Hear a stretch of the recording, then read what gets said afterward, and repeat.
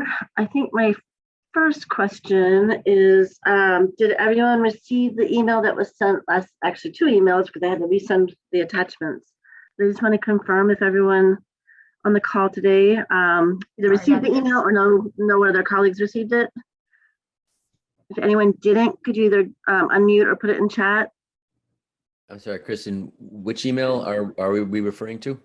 So there was an email that went out and it was for designated programs and not the ones that were just newly designated. I don't think they were on it.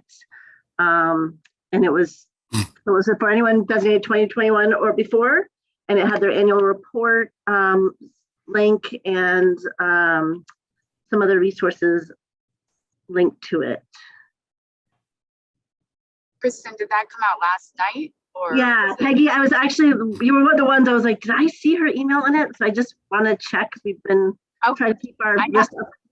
I haven't checked yet, so I'll let you know.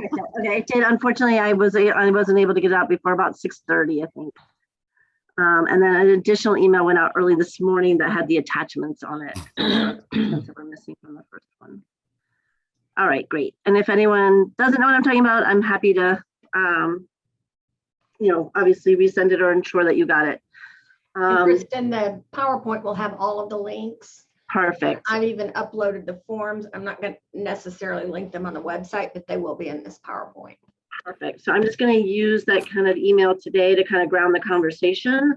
The first good news out of that email was that everyone that applied for their summer funding has received their request. So the way that we're going to distribute the money, because we wanted to get some money into your hands sooner than later, is that we are going to divide your payments in half and send out the first half as soon as possible. We're working on those contracts now with DHE. It will go through the ISA amendment the same way as your spring payments. So you'll need to look out for that and let your teams know, your fiscal folks know. And then we will do a second payment after we're able to confirm summer enrollments and then reconcile any differences in case you didn't meet your enrollments or exceed your enrollments. We just want to make sure that we are able to reconcile that to your true enrollments. So any questions on that? And those are going, that funding is going to the higher ed partner. I did see a question from Bunker Hill this morning, which I will get to as soon as I can. Anyone else have a question on summer funding? No, that's great news. And thanks for telling us. And you said that the funding goes to the higher ed partner. Is that right?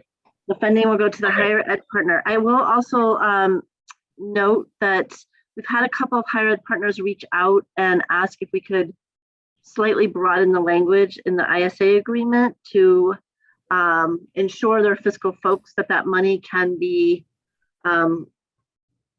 shared, I guess, for lack of a better word, with the K-12 partner when needed. So if the K-12 partner has incurred costs under that summer program is a perfect example, that they're able to work with the K-12 district to spend that funding.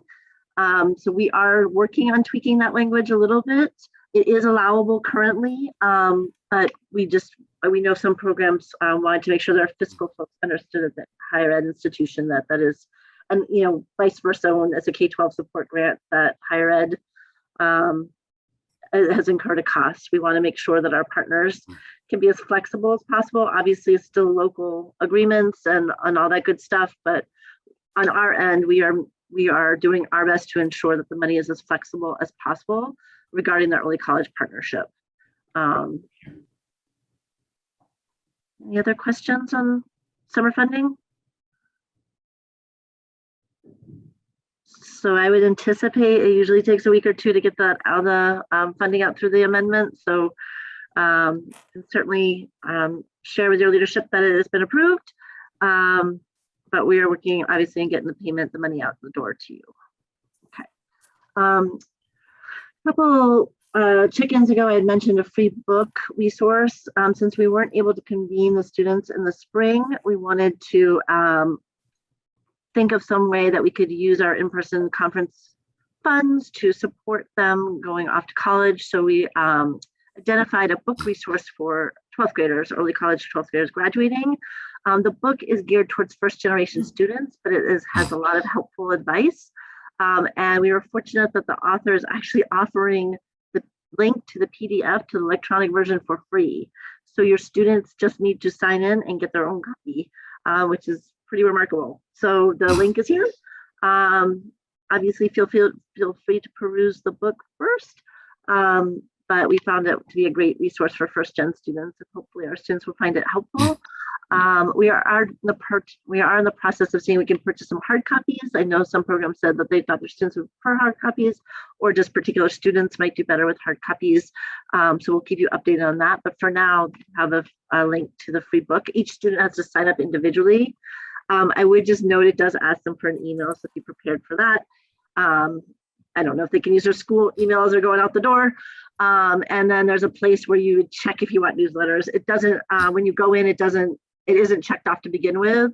The student would actually have to physically check it, so that was good. Otherwise, we would, make sure you need to have a student on it if they didn't want further communication. Yeah, so we're excited about that. Annual report. We did send out the annual report last night, the link to the annual report. It's a little earlier than we did last year.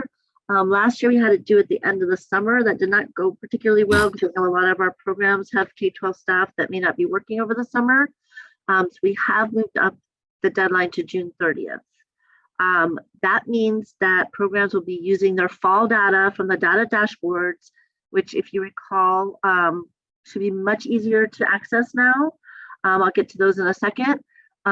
So you can use that for the demographics, for the questions on demographics. The question actually points to which ones would be related to your dashboard, or you can use institutional data from the spring. Just make it clear where you're pulling from if you use, because we are going to be looking at your data dashboards when we look over your annual reports. The questions are the same as last year. We did that on purpose, so we had a couple years of comparable data, and we're also waiting for kind of the site visits and a few other qualitative measures that AIR has been working with us on before we make changes to the annual report. And we'll survey you as well before we do that. So for this year, it's the same as last year. We know it's a bit lengthy. For provisional designees, we had asked you to do a survey earlier last month. We are asking you to do the annual report, although you are welcome to write in certain questions. Please see my provisional report. So we can talk more about how that would work. We just felt that there were several questions that were not asked in the provisional surveys. And we also felt like some pieces were missing from a lot of the provisional surveys. So we are asking for an annual report on record from them, but we can be flexible working with those programs around their due date. As that also goes for our expansion grantees. You have a written report due June 30th already in terms of what your plans are for next year in terms of expansion and the commitment you made to that grant. So we will also be flexible with those programs working with your due date. Really, we were trying to move it up to June 30th to get it off your plates and to help you prepare for next year. So we are flexible, and please talk to us about the timing of that, but we wanted to make sure we got into your hands. I will say that there is another piece. It's pretty short. It's a small Excel file, not exaggerating, it's small, template for your 12th graders. So the only place, obviously if you have a lot of 12th graders, it's going to be a little bit of a bigger project, but we're asking to collect the total number of credits for each 12th grader graduating out of your program, as well as identify a pathway if there was a pathway that they took. It may not be relevant for all 12th graders, and how many years they were in the program. We are just trying to make sure that our one-time data collection matches the data that we're collecting statewide. And as you know, we've had a little bit of a tricky time around credit attainment during high school. So we just want to confirm with our IHE folks that these are accurate. And I will say we've made a shift this year to really focusing with our higher ed partners and making sure that we're capturing all the correct data and students and errors. So this will be another place where we're able to check and see if that work is matching. Data dashboards. So the link is here. That looks like a very ominous link, but it goes right to the Power BI site. And I'm actually, so thank you. We are going to click on it now. This is what you see when you click on the site. So you need to select your school partnership. This is for the higher ed partners or the school. And again, anyone affiliated with the program has the ability to do this. We have taken away the connection to the email. So any of your partners are able to do this. So select your school. And then we're going to use Lawrence just as an example to get in here. When you put in the password, it's imperative that you click on the little magnifying glass over here. If you don't, then it doesn't refresh and give you the school that you're looking for. So that's how you get into it. So we're already in. So if you have your program password, that's how you get in. If you do not have your program password, please feel free to put it in chat and we will make sure you get it either during this call or by the end of the day. And that, again, higher ed and K-12 partners or whatever partnerships you need it for. Once you're in, I just want to point out one thing. Kelly, could you click on equity and access, please? So this is Lawrence program. We know our Lawrence program is primarily Latinx students. But what I just wanted to draw attention to is actually the filters on the left side. So you'll see school year, grade level, and partnership. It is imperative that you check your filters every time you look at something. It obviously drastically changes. The earlier you are in your partnership, the more wonky your data may seem for your first year. That's okay. Move on to the next year. We know that first year for particularly our early programs, we're just starting to figure out how to enter the data. However, I just want to point out that it's really important. If you're asking for your password, can you just remind us what program you're with? That would be super helpful. Just so we can. Oh, I want to clarify too as well that newly designated programs do not yet have data dashboards completed or available to you yet, as you do not have a full year of data. So programs designated just in spring 2021, we do not have a data dashboard yet available for you. So I will clarify and I'll respond in the chat to the requests if your data dashboard is available or not. And actually, I'm going to work with Pierre to see if we can get you your fall data, because you should be able to have your fall SIMS data for this year. So we will do that. Okay, so obviously grade level, there's a chance to do all, so you can look at all of your students together, which is what we are primarily expecting when you're looking at demographics, unless you want to focus on this year's cohort and any program improvements you made in terms of equitable access for this year's cohort. You may want to compare this year's cohort to your general overall or last year's class, however you decide has the biggest impact. And then partnership, Kelly, do you mind switching on partnership for Lawrence? So Lawrence High School has 2 different partnerships. So I'm on the left. Yep, perfect. So they are now able to sort out whether they want to look at the Merrimack College program or the Northern Essex program, which is great. So they just need to be very aware of that. So if they're evaluating the partnership, you need to make sure you're clicked on the right one. And then they can also compare it to the school or state peer. I think we just have school peers on here for now. We think we took the state matches out. At the next June ECJC, peers actually, our data analyst has actually done a third match. This will be his third time creating a very nuanced match that is incredibly close in terms of matching early college peer students. So both in academic preparation, comparable MCAS scores, race, ethnicity, gender, type of school, economic status.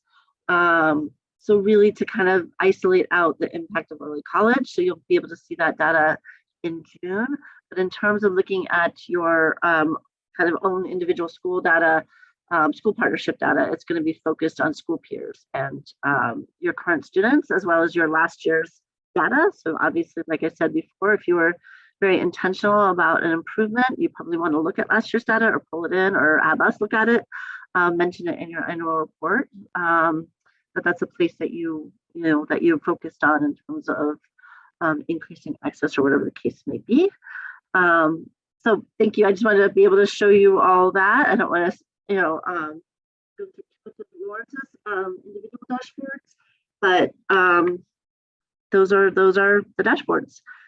Any questions on that? And I actually will follow up on the 2021 programs. As I mentioned, I want to make sure you have your fall data. And also I actually might keep provisional designees at the end of this meeting. I might ask if you can stay on for a moment so we can just give you an update on provisional status. I mentioned the 12th grade reports. It's in, again, hopefully a fairly simple Excel file. You can just list students by student 1, student 2, so you don't need to provide names. I'm sure you'll probably have to work out the sheet with names and then replace it with numbers when you get a chance. I think that's it on this page.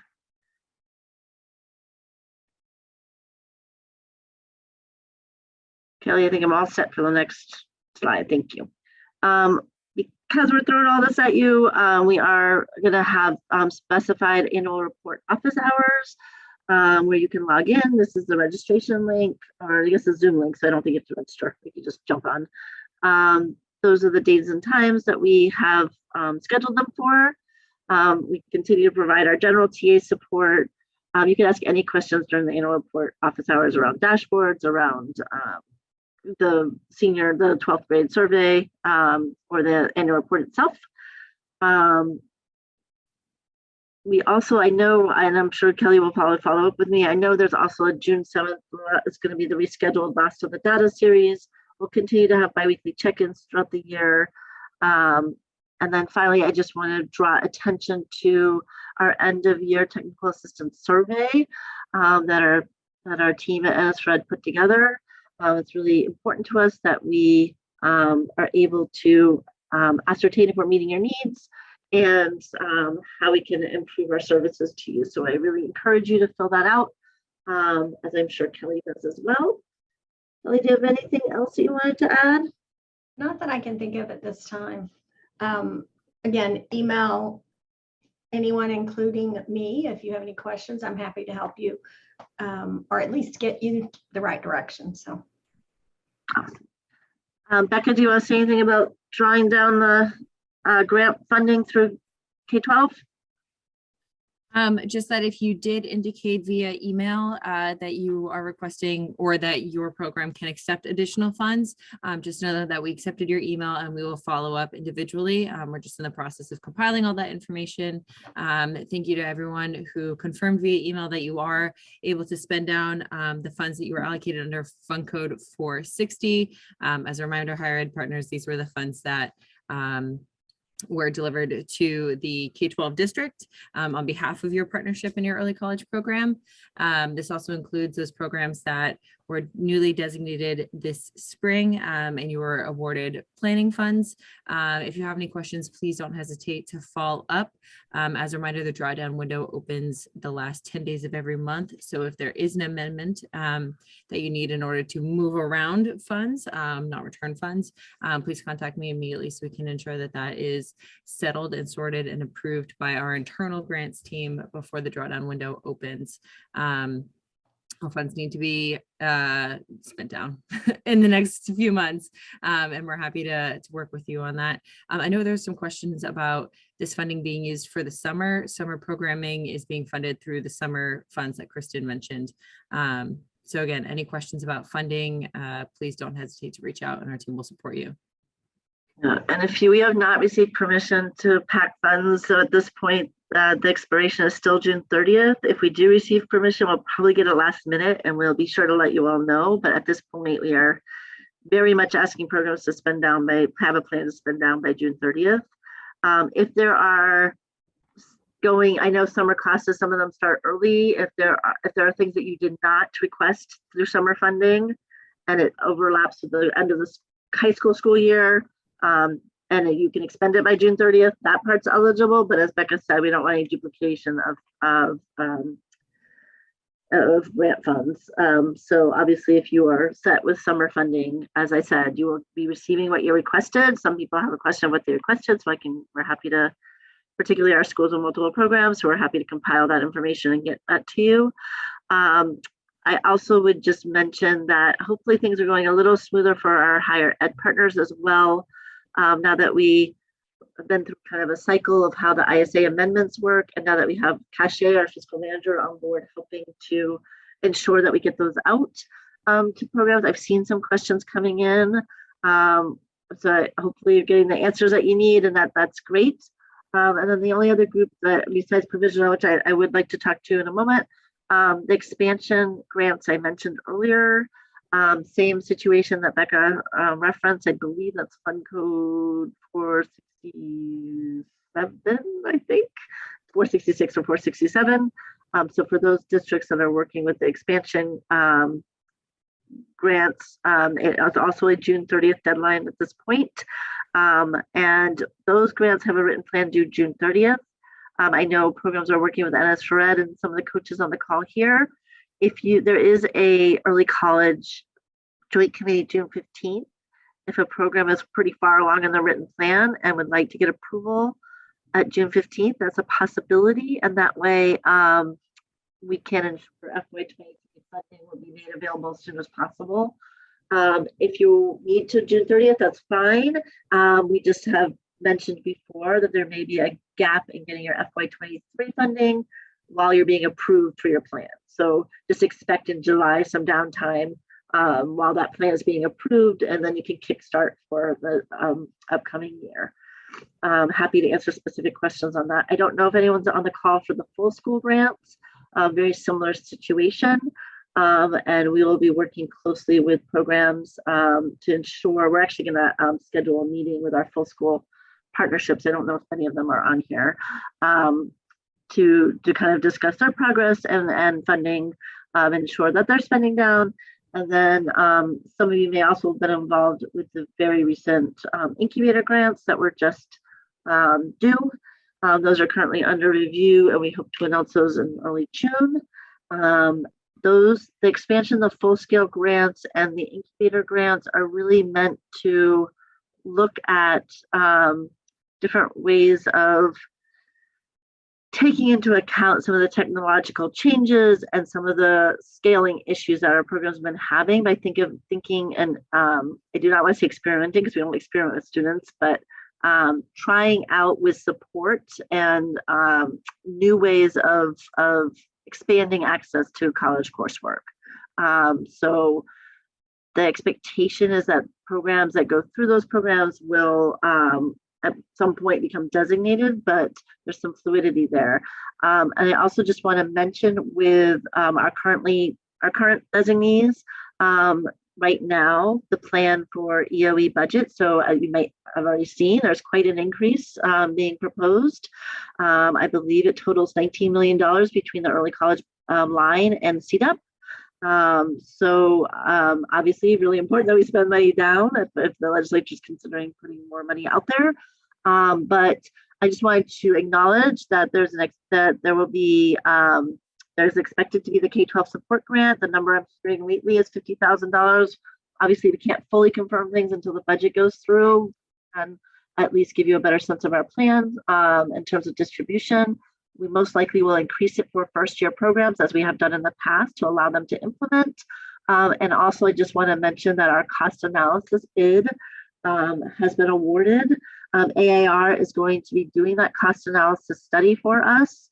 They are going to be also doing kind of a typology study of really trying to identify different types of early college programs that are currently operating under designation, and then the costs related to those, and particularly cost gaps. And the reason we focused on cost gaps is because we have more funding coming our way, and we want to make sure that we are recognizing where programs could utilize more funds. We know a lot of the challenges have been around the timing of the funds. Again, we have added to our team, which we really hope will allow us to even more quickly get out grants. Obviously, there's a lot of, I'll say, bureaucracy involved with several departments in the mix in terms of administering this program, but we are all working together with you and with the departments to continue to streamline that so we can at least anticipate what's coming next and the timing of that. I think we've made a lot of progress there, and I'm really looking forward to the results of the data work you have all been doing this year and being able to use the statewide data to just ensure more consistency and more predictability in terms of funding. But you will most likely be hearing from us about providing some information to AIR regarding funding and different ways in which partnerships are funded. That is all I have today, except for just a quick conversation, if I could, if anyone's on the line from the 2021 designees. So the provisional, what we are referring to as provisional designees, as that was a special caveat given the impact of COVID on new classes, new cohorts. Unless there are other general questions, any other general questions, happy to answer them.